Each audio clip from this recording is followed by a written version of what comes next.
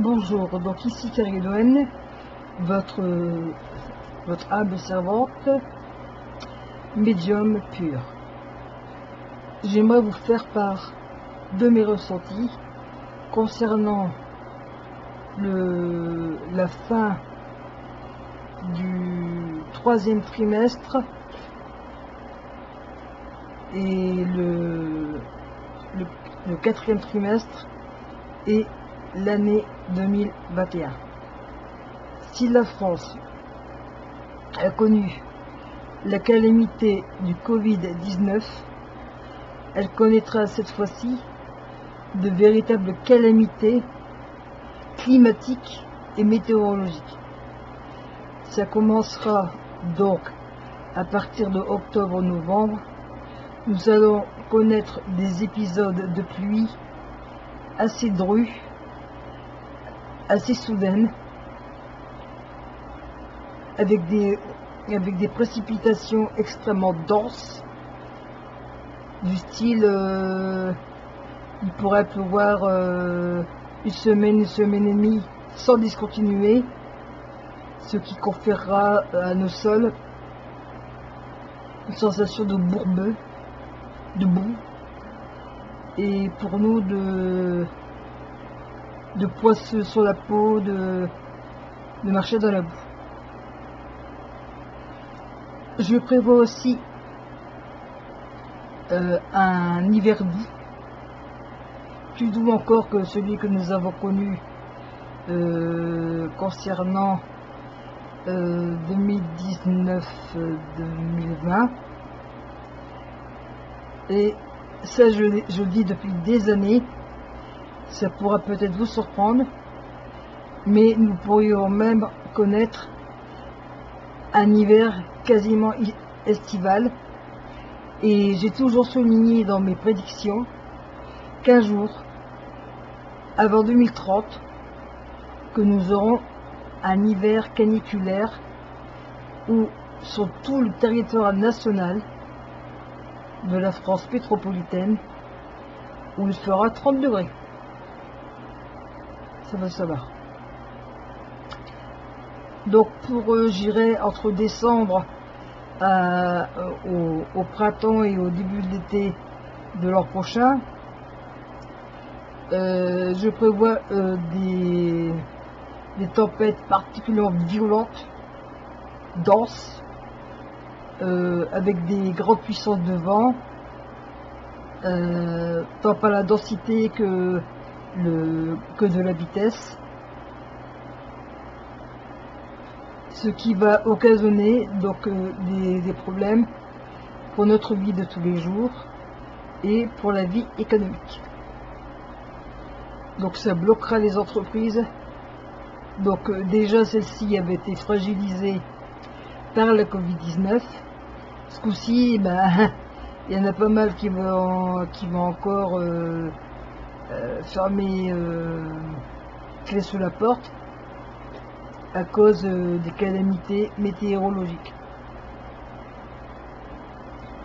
Voilà. Donc ça, c'est important de souligner. Bien sûr, ce qui fait que nous aurons des problèmes alimentaires, car notre sol n'aura pas eu un seul moment de répit pour que les cultures se fassent bien, ce qui créera une flambée des prix pour les fruits et légumes. On pourrait même envisager une forme de limite, j'y vais limite, d'émeute de la faim, où on pourrait avoir des grèves et des manifestations spontanées en rue pour dénoncer les prix particulièrement dispendieux des produits frais, donc tout ce qui est fruits et légumes. Donc si j'avais un conseil à vous donner, faites des réserves. Dès à présent, apprenez à vous passer de la cuisine industrielle. Apprenez ou réapprenez des recettes de base avec des produits bruts. Réapprenez à faire des conserves. Bref, tout ce qui est possible comme technique de conservation des fruits et légumes. Donc faire des conserves, faire vous-même vos propres produits congelés. Investissez dans un bon congélateur, dans un bon réfrigérateur, parce qu'on en aura bien besoin. Voilà. Donc, donc on va dire que grosso modo, de la fin du troisième trimestre jusque la fin de 2021, la météo, le climat, ce sera la catastrophe. Et je prévois donc ça touchera également les États-Unis, le Canada, pas mal l'Alaska, l'Islande aussi. Nous aurons des tas d'épisodes de fonte glaciaire au niveau du pôle Nord et de contrées comme le Groenland par exemple. La fonte du permafrost en Sibérie, ce qui fait que nous risquons d'avoir de nouveaux virus, notamment sous forme pardon, de Covid, parce qu'il faut que vous sachiez que dans le permafrost en Sibérie et aussi en Islande, au Groenland, dans les pays scandinaves, qu'il y a des Covid bien enterrés pour l'instant dans la terre, mais qui sont beaucoup plus destructeurs et meurtriers que celui que nous connaissons. Donc on aura d'autres Covid beaucoup plus violents, et là les mesures de protection seront particulièrement élevées. Donc en plus du masque, des lunettes, le gouvernement, que ce soit en France ou mondialement, nous obligera aussi à mettre des surblouses, des espèces de chaussons jetables, des charlottes aussi, ce qui va créer une révolte aussi de pas mal de personnes qui en ont marre de ce genre de dispositif de protection, parce que déjà là au niveau des simples entre guillemets masques pour la Covid-19, c'est extrêmement dispendieux pour les familles et les gens de conditions modestes. Mais alors là, avec les charlottes, les lunettes, les surblouses, le surchaussant, les gants, ça va créer aussi des disparités en termes de santé dans la population, ce qui va toucher les familles, les gens malades, les handicapés, les personnes âgées. Voilà.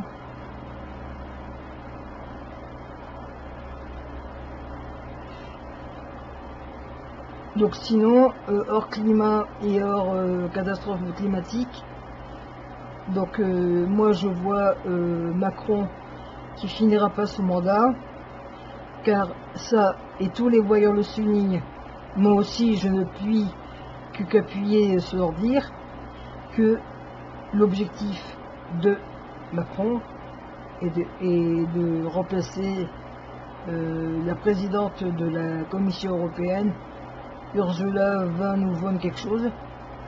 Donc son objectif, c'est de quitter la présidence de la République, qui lui aurait uniquement servi de marchepied, parce que la France s'en fout, pour devenir président de la Communauté européenne. Sinon, ce que je peux vous dire aussi, c'est que il n'aura jamais plus de gouvernement stable. Nous vivrons donc, je dirais, jusque 2021, ça va être que ça. La base des premiers ministres ou des ministres. Et ça va finir par une dissolution de l'Assemblée nationale. Pas mal aussi de LREM vont quitter le navire. Ça va faire que s'accentuer. Donc voilà. Sinon, concernant les histoires de pédocriminalité, on va continuer à découvrir des soutiens de personnalités pédophiles. Il y aura de... Moi je dis que pédophiles aimer les enfants, quand on les aime on les veut pas. Moi je préfère parler de pédocriminalité ou de pédodélinquance. Donc il y a pas mal de people qui seront révélés là-dedans. Donc on va apprendre que des humoristes, des journalistes, des chroniqueurs, des acteurs, des gens de la télé-réalité sont pédocriminels. Et ce sera, et je persiste, je signe, ce sera grâce à une découverte par inadvertance de Jean-Michel Maire, chroniqueur de Touche pas à mon poste, qui retombera donc sur un écran d'ordinateur qui n'aura pas été fermé, où il découvrira des emails compromettants, déjà sur un autre chroniqueur de TPMP, mais où il découvrira tout un listing de personnes pédocriminelles dans les milieux culturels et audiovisuels, radio, médias tous supports divers et variés. Donc voilà. J'aurais aimé vous communiquer de bien meilleures nouvelles, mais la tranche, pardon, la tranche, je dirais, pardon, des années 2020 jusqu'à 2030 seront extrêmement sous tension et pas forcément favorables. Donc ça n'ira mieux qu'à partir de 2030. Quoique, je le dis toujours en disclaimer, n'oubliez jamais que les médiums reçoivent des messages par des canaux spirites et on peut être induit en erreur, et qu'entre le temps terrestre et le temps astral, ce n'est absolument pas la même chose. Voilà. Et je trouve tout à fait ridicule pour certaines et certains de faire une voyance de bisounours. Car pour elles, le fait de ressentir les messages délivrés aux gens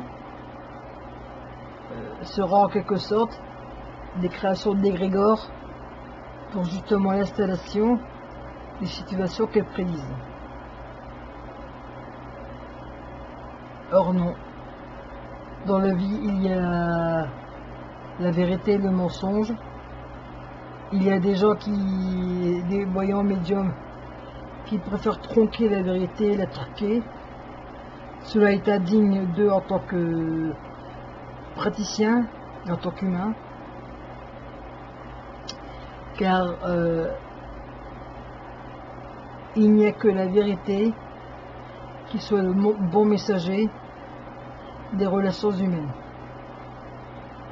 Je vous remercie de m'avoir attentivement écouté et prenez soin de vous, prenez soin de vos familles et prenons soin aussi des gens sans qui nous ne pourrions vivre. Voilà. Merci. Et cœur sur vous.